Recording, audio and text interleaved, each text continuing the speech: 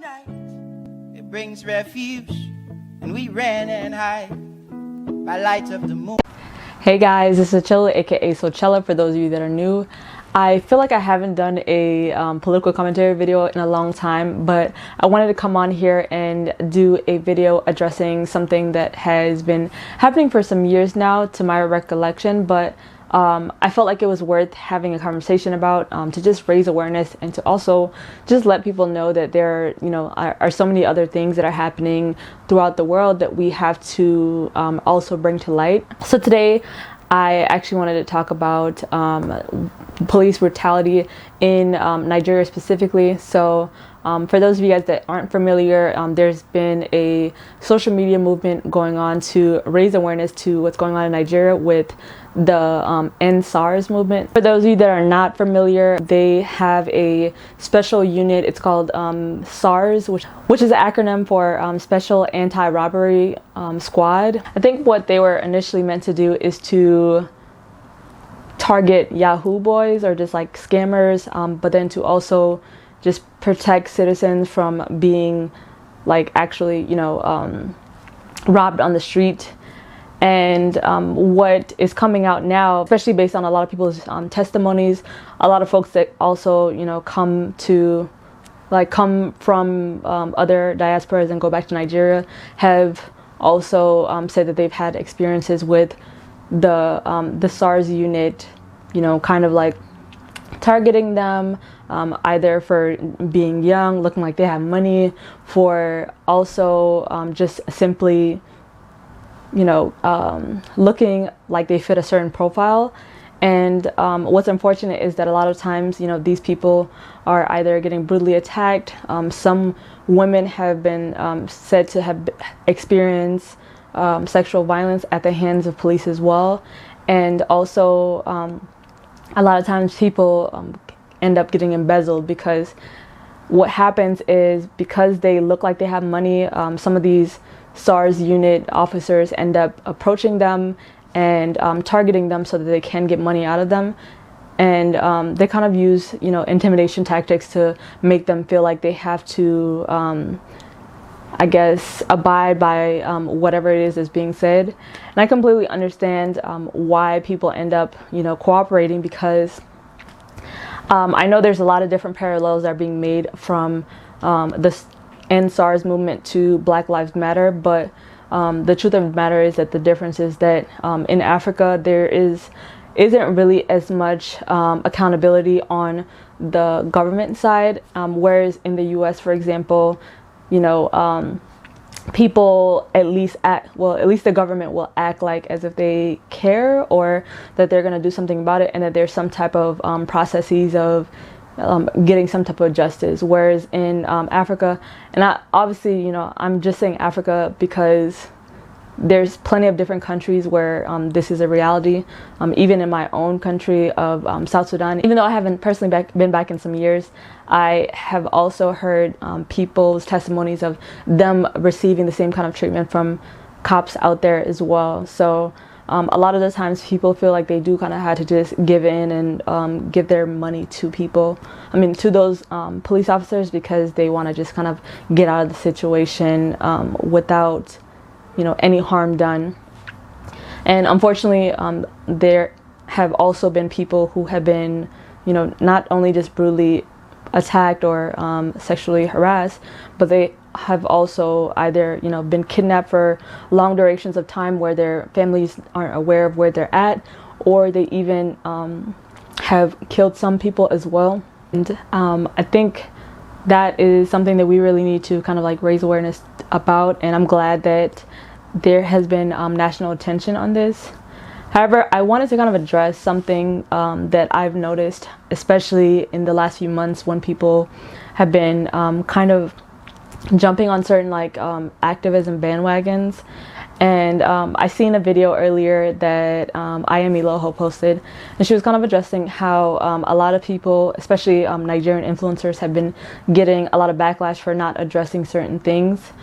In particular, I know Ronke Raji, she actually has been getting a lot of backlash for not addressing it in the manner that people wanted. So she ended up posting a photo of her on a bike and end up addressing the End SARS movement in that way. And I'll probably just try to like insert it somewhere on the screen, but nonetheless ended up addressing the SARS movement after the fact. And she said, right now in Nigeria, SARS needs to be under investigation because of the brutality of civilians. This has been going on for as long as I lived there. Please be aware and let's band together for a change in this current climate. And she got backlash for that because one, I guess, I don't know what people were expecting her to post. If they were expecting her to post a video, or maybe just kind of like a simple like End SARS kind of infographic of sorts. But she ended up actually doing a follow-up video to it, and when she did the follow-up video, people were still not happy with it. And I just kind of feel like that just goes to show that like people will never be happy. I know that like, you know, in this season people have been using like online bullying or like pressure to end up like causing people to like pushing people to like speak up. And while I'm an advocate for people to use their voices, big or small as they are, like I'm not gonna bully somebody into doing something, especially if it's gonna end up being like not, I mean, I'm not saying that her personally is ingenuine, but I just know that everyone has their own journey, and she actually addressed this in the video as well. But I kind of agree with what she's saying, and I kind of see where she's coming from to an extent. Everyone has their own journey, especially when it comes to, you know, being politicized, and then also even addressing politics. Some people are not comfortable with having these kind of conversations. That's why even on YouTube there's like people that have different niches, you know. So it's one thing if IAMELOHO, for example, were to not address the issue, but if Ronke, who never really talks about political issues, ends up kind of more so just kind of like addressing it in passing, while people might be disappointed, I don't see why people have higher expectations if she's never addressed it to begin with. And like she mentioned, like even though this is on trend right now, like this is something that's been happening for years, if this was something that she felt like she could like speak up about in a like a knowledgeable, like really thorough fashion, then she probably would have done that. This is more so something that kind of like causes her a lot of anxiety and stress, and also just, you know, kind of sadness because she has personally, you know, either experienced some things like this when it comes to dealing with the Nigerian police, or just personally known people who have gone through things at the hands of SARS and other police in Nigeria. So I just want people to be mindful of when they are like trying to attack others or push others to see things in their way. Being political or being an activist is something that happens in a very internal way, and people are activated in all types of different ways. So you can't really expect one thing to that kind of like, you know, gets you going to also get somebody else going, or using their platform in the same exact way that you are. And you also just have to be patient and educate others. For example, you can do a polite nudge and say like, oh yeah, I think you should use your platform. But I think when people start to, you know, attack people's families and people's brands overall, like I think even Ronke actually ended up losing over 3,000 subscribers in the span of like a day or something like that, for not addressing this. So it just ends up making it more about the influencer rather than making it about the like issue at hand. I also wanted to just talk about just like performative activism in general. So performative activism, or also known as Slacktivism, is the practice of supporting a political or social cause by means such as social media or online petitions. And it's characterized as involving very little effort or commitment. And I wanted to kind of talk about that because I feel like, you know, while those things can mean some things, I think that those folks that are slacktivists end up also adding on being bullies to other like people with bigger platforms as their other way of activism, rather than looking at what they are personally doing and what they're personally contributing to the movements that they're speaking of. So instead of, you know, pointing the finger, really think about like what else you can be contributing yourself.